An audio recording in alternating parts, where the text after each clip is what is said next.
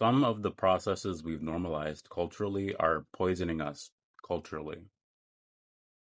And also, by now, different cultures have formed different responses to general relation with the public. So it's difficult. Well, it's not even just difficult, it's unwise for me to make one size fits all statements about which systems are internalized by which cultures as poison and which others internalize those systems as positives, because there are just so many different cultures that have developed for a lot of different reasons over time. One of the patterns that I believe is secretly toxic is a relationship to media that constantly presents stimuli that have changing cultural value without the ability to ground which cultural values are represented by the timing of the presentation. And I think this is subtle and across media can be just accidental. Does the way the medium you're interacting with incentivize the kind of relationships to time that you can share with other people?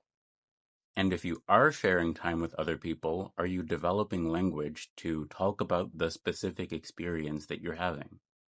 How does this specific medium develop the language you have for your experience? Are you going to remember anything about this day? This is tying into an integrated media, pardon. This is tying into an integrated media perspective where we view the media that we engage with as part of our diet and the nutrients that we engage with. The nutrients that we engage with are necessary components in our diet. Developmentally, I believe this is going to mean different things for different people at different times. And I also believe a significant component in development is the community that you have to develop language with. Organizationally, it is possible to have remote organizations work alongside organizations that are primarily in person, so long as there is attention and care provided to bridging some of the experiences.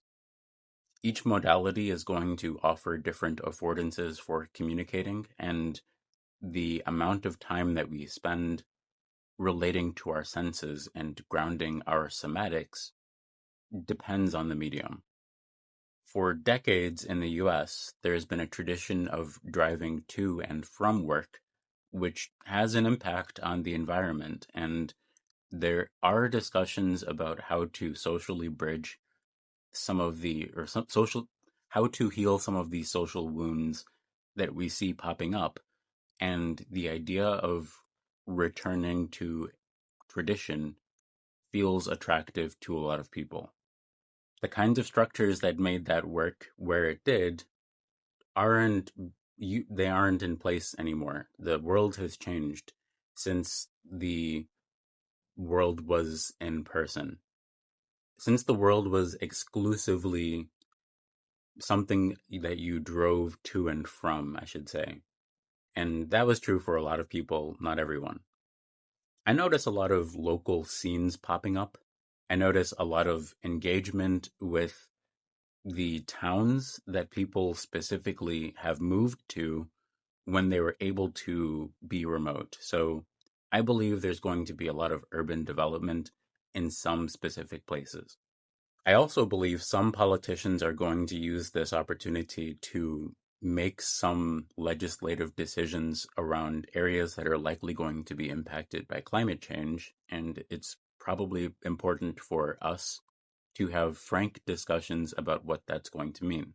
My initial thoughts are encouraging, pardon, my initial thoughts are encouraging construction and housing development seems like a good idea, and I'm not sure what the details are or the local specifics are with that.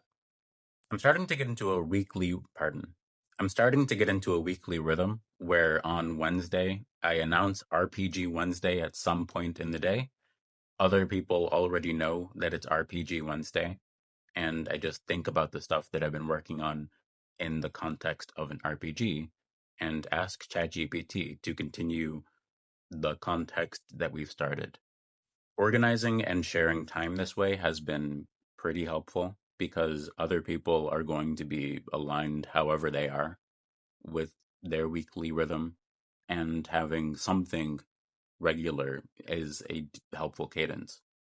I also plan for release days on the 13th and 26th of each month, which is helpful for me because I can prepare to have stuff released into the wild before that.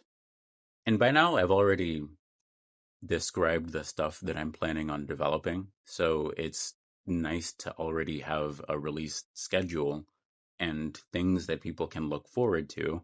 And that's the thing that I would recommend that you do. Have some sort of weekly rhythm and some sort of monthly cadence to track your own progress. Only some people are going to care, and you can form your own group if that's the kind of structure that helps you. Or if there are multiple people who are curious how you manage the things that you're doing. I would recommend that you join my Discord for $35 per month. Most people don't pay me. I would ask that you support my work. You can also just ask to join my Discord, and I'll probably send you the invite link. That's mostly a broadcast channel for me, and other people also participate in threads of discussion sometimes. I would also recommend scheduling some time to talk about what's developing and stabilizing with AI. I've been developing a research language called Swoop. I say it's a research language, it's formalizing into a research language where there is a syntax that I generally start with, there is a seed that I generally start with to begin new conversations with a language model, and I develop parts of the language with the language model to study one particular dimension of a subject. This is all very new and pretty abstract, so I am still working on language to describe that. If you support my work, I can talk more about the cool stuff, and I can probably be in a mood to talk about it, and that can be a positive experience for both of us. Maybe. I think Swoop is cool for prompt engineering, and currently its website is down because my servers went down, and there's a lot of maintenance to do with websites. I would appreciate if somebody who thought they wanted to hire a software engineer and is now thinking about a team that they would want to hire, I would be down to be hired with my team to that kind of person's at least consultation radar. I believe I'm probably going to need to post more on X with more structure about the kinds of things that I'm working on and how I'm planning on developing, and also how I communicate with my team. Posting TikToks is part of how I communicate with my team, who are generally people who have had careers for more than a decade. What's the average age? I think the average age of my team is like 35. I've been doing this for 2 years.